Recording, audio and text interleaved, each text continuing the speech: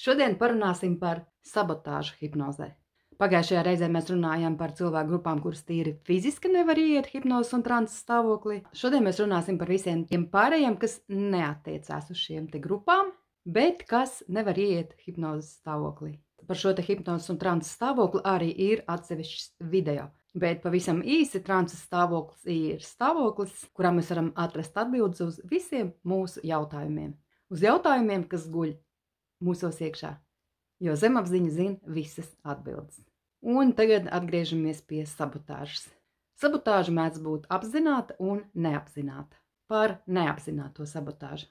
Piemēram, ja cilvēkam ir precīzs uzstādījums par to, ka hipnoze nestrādā, par to, ka ar hipnozes palīdzību problēmas atrisināt nevar, viņā ir šis uzstādījums un dabiski, ka hipnoze viņam nepalīdzēs. Tā ir intelektuālā sabotāža. Cilvēks domā, ka viņš zina visu, ka viņš zina visus procesus pasaulē, tas saucamais dieva sindroms, par kuras arī runāju iepriekšējā video, un tāpēc uz viņu hipnoze nestrādās.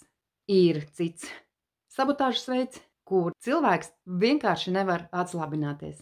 Un te ir iespējami varianti. Pirmais variants – cilvēks neuzticas pats sev atslābinātā stāvoklī, jo viņš ir patstāvīgā kontrolē, viņš patstāvīgi kontrolē sevi. Iespējams, ka tur nāk kaut kas no bērnības, kāds viņam varbūt ir pateicis, turi sevi rokās, un viņš tur sevi rokās un nevar atslābināties.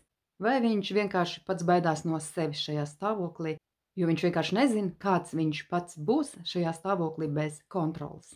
Un cits variants – cilvēks baidās atlaist kontroli, jo viņš vienkārši neuztic šai pasaulē un viņš neuztic hipnoterapeitam, bet ja nu hipnoterapeits viņam kaut ko izdarīs, tad patiesībā viņš neuzticas pasaulē, kuru pārstāv hipnoterapeits. Un vēl viens variants, ka cilvēki ar ļoti daudz baiļu emociju, kas saistās ar pašām bailēm, kas saistās ar šo te stāvokli, kāds viņš būs tur iekšā šajā stāvoklī, kāds viņš izies no šī stāvokļa. Bet ja nu pēkšņi notiks kaut kas nelabojams, bet ja nu šis, bet ja nu tas, bet ja nu vēl kaut kas, ļoti daudz, bet ja nu, tāpēc šeit ir ļoti svarīgi atrast speciālistu, kas varēs atjaunot viņam šo uzticēšanos, kas varēs izkliedēt viņām visas bailes, visus aizspriedumus un visus mānīgos uzskatus par hipnozi. Kā reiz šis iemesls ir novēršams. Bet ja cilvēkā ir dieva sindroms, un viņš domā, ka viņš visu zina šajā pasaulē, viņš vienkārši neieies šajā stāvoklī. Un vispār cilvēkiem, kuriem ir dieva sindroms, ir ļoti grūti iedarboties un strādāt.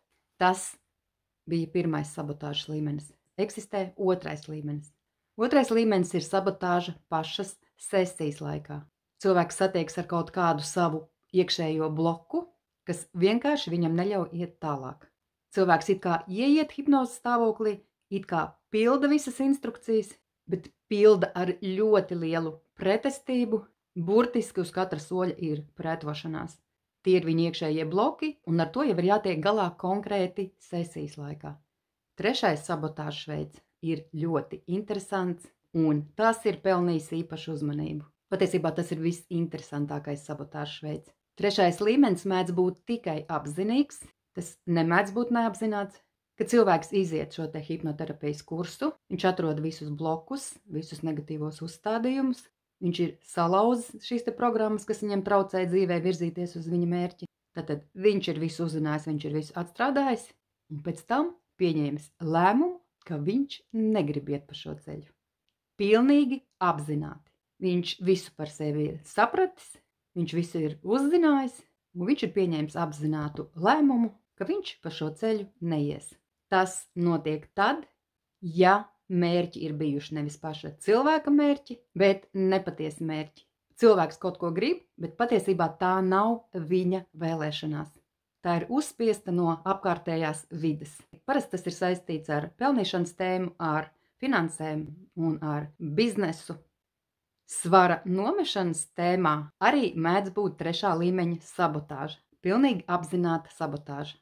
Kad cilvēks ir nolēmis, kā viņam vajag samazināt svaru, lai noturētu savu partneri.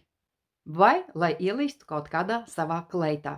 Šajā gadījumā šī vēlēšanās nav īsta, zemapziņa nepieņem to kā signālu uz darbību. Lai visas šīs te atstrādes nostrādātu, tur jābūt patiesām vēlmēm. Cilvēkam ir jāsaprot, priekš kam viņam to vajag. Un es gribu, lai jūs saprastu vienu lietu.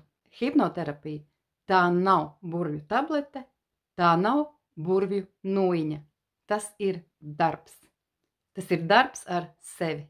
Ja cilvēks iet hipnozē kaut kādas zinkārības dēļ, vai lai kādam kaut ko pierādītu, vai dēļ vēlmes pielāgoties kādā cita standartiem, tas viss nestrādā, jo tā nebūs patiesa cilvēka vēlme. Ja cilvēks negrib izmaiņas, ja viņš nesako savām patiesajām vēlmēm, vadās pēc kaut kā cita, zemapziņa to nepieņem kā signālu uz darbību.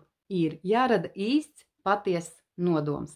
Piemēram, nodoms atbrīvoties no liekās svara nevis dēļ kāda, nevis dēļ kleitas, nevis dēļ vīrieša vai sievietes, bet priekš sevis.